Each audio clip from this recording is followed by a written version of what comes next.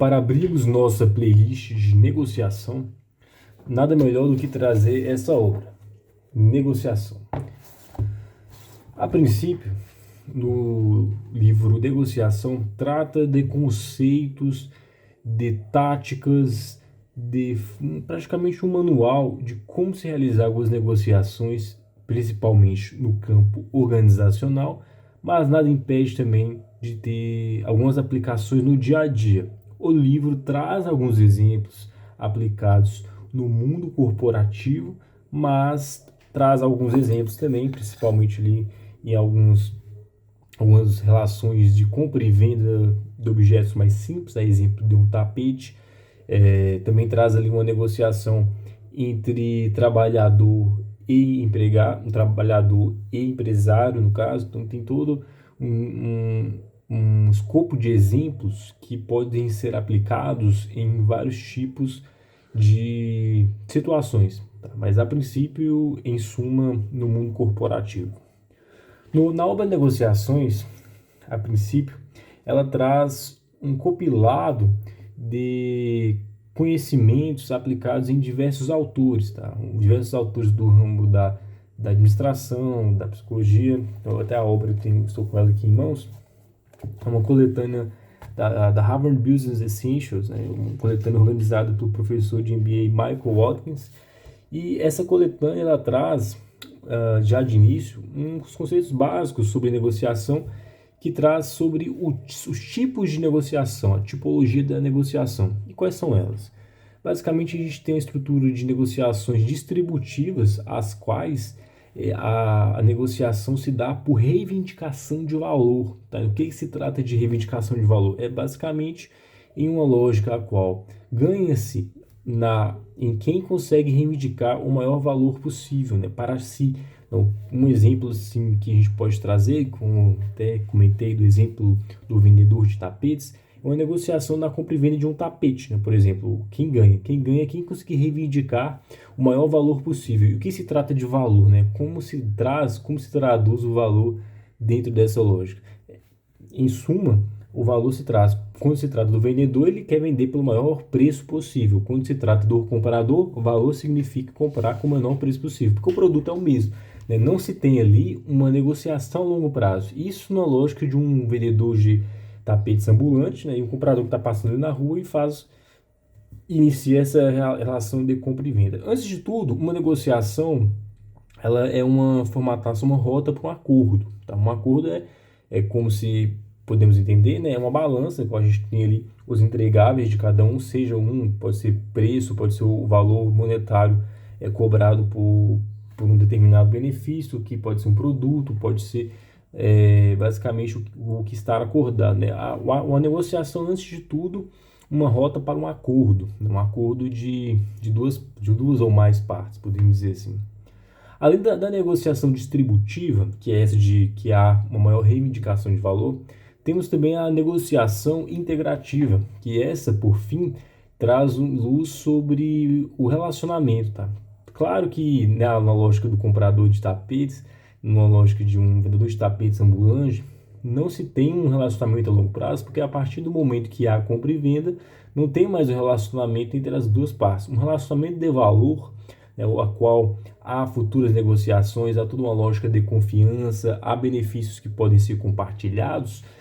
Dessa forma, a gente tem um outro tipo de negociação chamado negociação integrativa. Tá? Então, a gente tem um outro formato de negociação, a qual traz luz sobre um formato que o relacionamento também é importante. Nessas negociações, algumas concessões elas não são feitas, não é só tratado ali uma negociação em cima da lógica de reivindicar valor, mas também há a lógica também das concessões que são feitas por benefícios futuros, né? Em cima, são concessões que são realizadas em cima de valores que você vai estar arcando futuramente. Um contrato de assessoria, um contrato com uma contabilidade, por exemplo, a gente tem ali um benefício que é tratando-se de valores que são pagos continuamente. O valor é importante. um relacionamento com o fornecedor, por exemplo, que já tem uma confiança ali da entrega de peças e tudo, talvez não faça sentido, por exemplo, trazer uma negociação que se baseia somente na reivindicação de valor, tratando ali do comprador que quer abaixar o preço a todo custo, né? Então isso daí não faz sentido quando a gente tem, ou ao menos nesse cenário, quando a gente tem uma negociação estritamente integrativa, tá? No caso ali que vão ter diversos outros acordos futuros que serão fundamentais para esse formato.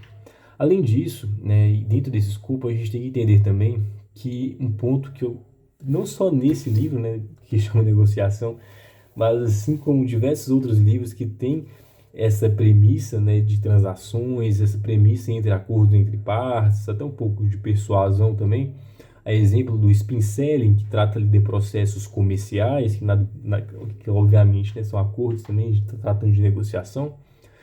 Um ponto muito fundamental é que todo tipo de negociação tem-se a informação das partes como uma das premissas fundamentais para ganhar-se um jogo.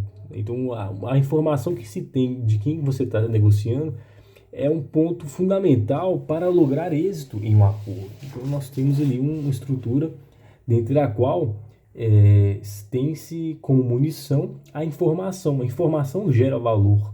A informação que se tem com quem você está negociando gera valor. Por exemplo, na questão do comprador de tapete, se o comprador soubesse que na região há muitos outros vendedores de tapetes que estão vendendo o mesmo tapete por R$ 15 mais barato, ele tem poder de pechincha, ele tem poder de negociar um valor melhor. Por quê? Porque ele tem essa informação. Se ele sabe que o vendedor de tapete está apertado, está precisando vender a todo custo também, é uma informação importante. Do lado contrário também, se o vendedor de tapete sabe que aquele tapete não tem na região, né, então é um tapete tapete importado, e se ele sabe que aquela pessoa que está querendo comprar o tapete precisa de um tapete porque ele fez uma mudança ou vai casar e precisa quer impressionar a esposa, ele teria um poder de pechincha maior também, um poder de negociação maior, porque a informação gera valor. E por isso, né, por esse lado, há uma resistência quando se trata do tipo de negociação baseada na negociação distributiva, a qual cada um precisa reivindicar o máximo de valor possível, reforçando, tá? Existe uma dificuldade nele quando a gente fala reivindicar valor, não necessariamente é preço ou valor monetário, não estou falando disso não. Valor vai ter um peso diferente para cada tipo, né, de negociação. Nesse caso especificamente, eu já informei do que seria os pesos de cada ente da negociação. E como eu estava comentando, a informação em negociações distributivas tem uma dificuldade maior de concessões dessas informações, de concessão de informar o outro lado esse tipo de insumo, né? Por quê? Porque essa informação pode servir de arma, né? Então acaba em negociações distributivas essa dificuldade. No outro, a lógica, né, na negociação integrativa, a informação ela cresce o bolo da torta, a estrutura da torta, podemos dizer assim, a torta aumenta, não é reivindicar, não é cortar as fatias da torta, não é brigando ali por mais valor possível. Tem um valor ali X e a pessoa está querendo ali, cada um está querendo se matar para poder conseguir parte desse X. Não, no caso ali a gente está tratando ali de um valor exponencial, né? Quando a gente tem uma relação integrativa, quando alguém fornece informação para o outro, né? No caso ali, quando uma contabilidade informa, né, um ponto importante, que também tem aquela assessoria, mas indevido ao tempo de acordo que tem com aquele cliente, fazer um preço diferente, tem toda ali essa concessão de informações, ela faz com que ambas as partes podem ganhar, né? Obviamente que sempre se deve ter claro, né? E isso tem muito bem no livro, que existem pontos que são feitos para o acordo e existem pontos que são feitos para o relacionamento, né? Que são os benefícios futuros. E o relacionamento, ele só deve ser levado em conta também, né, com alguns pontos importantes quando a gente tem uma lógica de que o outro ente que você está negociando é um ente o qual ele tem uma confiança, né, uma confiabilidade. Mas como é que você sabe se é confiança ou não? Normalmente, a confiança ela é calcada pelo histórico de promessas cumpridas. A gente tem um negociador né, que a gente sabe que tem um relacionamento ele se baseia em promessas cumpridas. Normalmente, é igual a velha história, né? Papagaio, até papagaio fala, né? Então, qualquer um está falando qualquer coisa. Prometer, pode até prometer. Ainda que possa ter contratos e tudo, entraves, mas sempre pode haver descumprimento de promessas. Isso daí é lógico.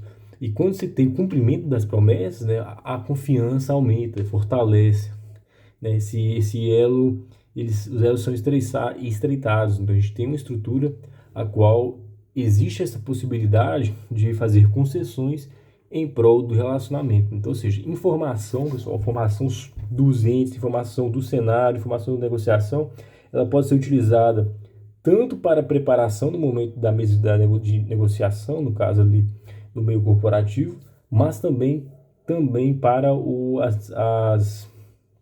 no caso ali, não só preparação, mas no momento que a informação é recebida durante a negociação, pode ser utilizada como mecanismo de viabilizar um acordo. Tá? Então, isso é um ponto importante. Uma outra questão aqui, nem sei se vou gravar tudo nesse vídeo sobre, porque são muitas informações, mas existe um ponto aqui que é lógico de que antes mesmo de você iniciar uma negociação, você tem que ter um objetivo de onde você quer chegar com aquele acordo. E quando você tem isso claro, você sabe quais alternativas você tem para chegar àquele objetivo. Normalmente, aquela negociação em si não é a única alternativa, né? Quando você traça todas as alternativas viáveis, abre-se portas para outras rotas, né? Outros caminhos que também são pertinentes para lograr êxito em uma negociação, né? No seu objetivo, no caso. Então, quando você sabe ali, quando você está negociando com a pessoa, mas eu posso fazer isso, isso e aquilo, que eu posso chegar ao meu objetivo sem conceder tanto, né? Sem precisar de fazer tantas concessões referente ao que ele está me pedindo. Então, quando você tem o que a gente chama de alternativas, quando você tem uma melhor alternativa comparada àquela que você está negociando, você ganha um poder de critério, né, que o livro chama de mana, né, melhor alternativa a um acordo, é a mana. Isso é tratado na obra inteira, na obra Negociações, dentre a qual utiliza-se a mana para um critério de negociação. Eu vou finalizar esse vídeo, acredito em mais outros 2 vídeos, tá, nas outras partes, no caso aqui dessa obra, que ainda assim não vai dar para falar tudo, mas os pontos principais nós estamos trazendo luz sobre o que está sendo abordado.